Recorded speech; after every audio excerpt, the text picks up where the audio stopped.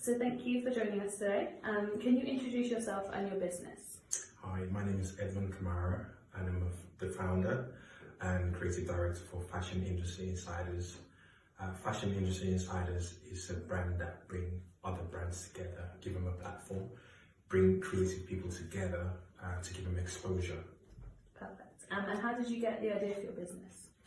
I think the idea for my business came from personal experience. I transitioned from IT into fashion, and I found it was quite hard for me to make this transition because I didn't know the right kind of people to actually talk to.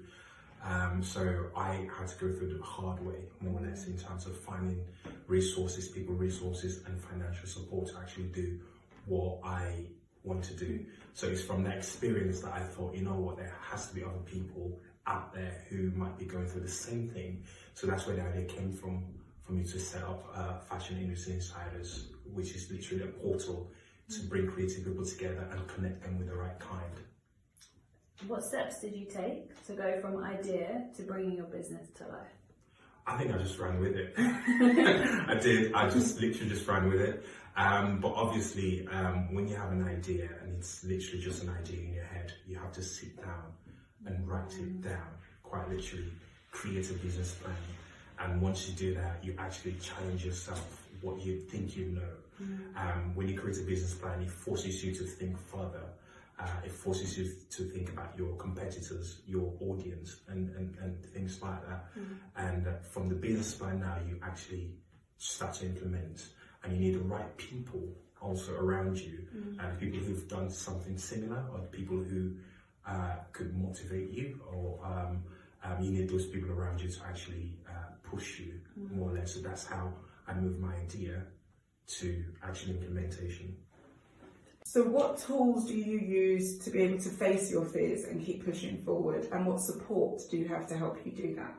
I think the tools that I use to face my fears and overcome them is, the most important one is human resources, as in talking to people, the right kind of people, having mentors who I talk to on a regular, who are able to set me on the right path. I'm a Christian, so I pray a lot as well. So, and that is so key. It's so, actually, that's the most important thing. I always go to God and say, God, I can't do this. What do I do? Show me something, and he always comes through. So that's very important. But on a more practical level, talking to people, the right kind of people who would help me shape that idea and overcome whatever fear that I might be having. And also something that I've learned is that, when you want to do something and you have that panic, you have that fear, there's always something on the other side of it. So always just push through. The worst that could happen, you would have learned a lesson. The best that could happen, you would have achieved it, So yeah, people, God, and just keep pushing. Yeah. Fantastic. And then what opportunities have arisen because you've pushed through, because of you turning your idea to life, bringing your idea to life? I think to meet people within the industry, a good example is me going to Freetown for 7 weeks. It was actually planned for me to be like 3 weeks, but it turned out to be 7 weeks. Like, okay. But it's meeting new people within that sphere, building your network, having contact, people that you can actually pick up the phone and call and say, you know what, are you able to do this for me? Are you able to make that introduction? And just building that network has been such a great opportunity, And also just really pushing myself, believing that, if you have an idea and you implement it well, it will come to fruition, more or less. Fantastic. Yeah. And then what tips do you have for other entrepreneurs wanting to do as you do, turn their idea into a business or a project, or growing that project that they've already started? What tips would you give to them? Yeah. I think there's a few tips that I'm sure a lot of people already know about, but for me personally, I would say don't let your idea just be an idea. Put it into writing, create a business plan around it. Even if you're not creating a for-profit business, just write it down.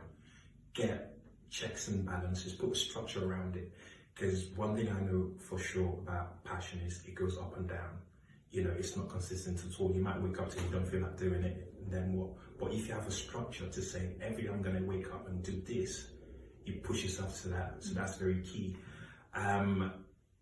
Push your idea, talk to the right people, get mentorship.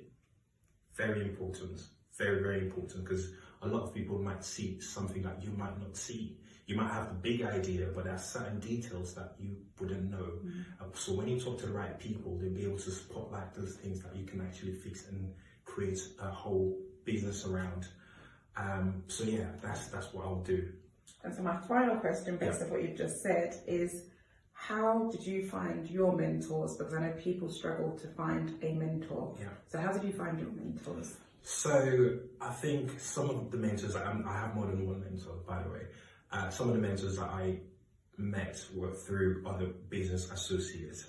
One of them, actually, I invited him to come to my event to actually be a part of it, to be a speaker.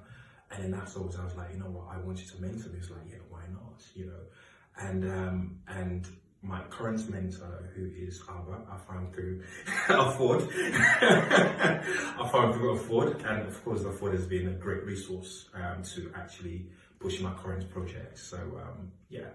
Brilliant. Thank you so much for your time. Thank you. And all the best going forward. Thank you very much. Thanks for having me.